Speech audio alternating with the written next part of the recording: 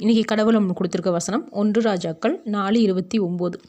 தேவன் சாலமோனுக்கு மிகுதியான ஞானத்தையும் புத்தியையும் கடற்கரை மணலைத்தனையான மனோவிருத்தியையும் கொடுத்தார்.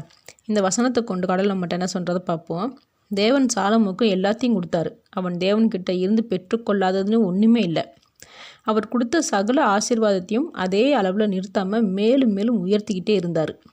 இப்படி ஆசீர்வதித்தது எது வரைக்கும்னு பார்த்தோம்னா, சாலமோன் அவனோட மனைவிகள் பேச்சை கேட்டு அந்நிய தேவர்களை வழிபடாத வரைக்கும் தான். 1 ராஜாக்கள் 11:4 சாலமோன் வயசானதுக்கப்புறம் அவனுக்கு இருந்த அநேக மனைவிகள் பேச்சை கேட்டு இப்படி அந்நிய தேவர்களை வழிபட்டான். அதுக்கப்புறம் தேவனும் 2 தடவை சாலமோனுக்கு தரிசனமாகி அந்நிய தேவர்களை வழிபடாதுன்னு சொன்னதுக்கப்புறமும் அவன் திருந்தலை. அதனால் தேவனுக்கு கோபம் வந்து, உன்னோட நான் செஞ்ச உடன்படிக்கை பிடுங்கி உன்னுடைய வேலைக்காரனுக்கு கொடுப்பேன்னு சொல்லிடுறாரு. இவ்வளவு நாள் ஒழுங்காக இருந்த சாலமோன் வயது சென்றதுக்கு அப்புறமும் ஒழுங்காக இருந்திருந்தானா இப்படி ஒரு நிலைமை வந்திருக்காது. சாலமோட நினைப்பு என்னதுன்னா, வயசாயிருச்சு, இனிமேல் நம்மளை யார் என்ன செய்ய போகிறாங்க, என்ன செஞ்சிட முடியும்னு எல்லாத்தையும் அசால்ட்டாக அவன் எடுத்துக்கிட்டான். ஆனால் அவனை தேவன் பார்த்துக்கிட்டே இருக்கான்றதை அவன் மறந்துட்டான்.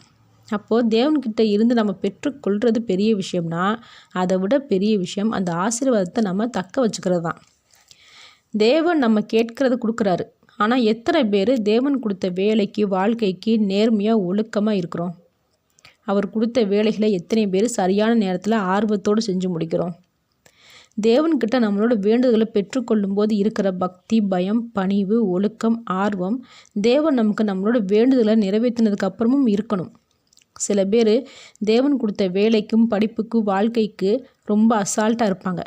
இப்படி இருந்தால் கடவுள் மேலும் மேலும் தேவன் எப்படி உயர்த்துவார்? அதை எப்படிங்க மற்றவங்க கையில் கொடுப்பாரு.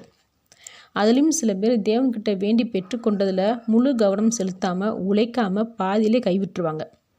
இப்படி இருந்தாலும் அடுத்து நம்மளோட வேண்டுதலுக்கு தேவன் செவி சாய்க்க போகிறது இல்லை.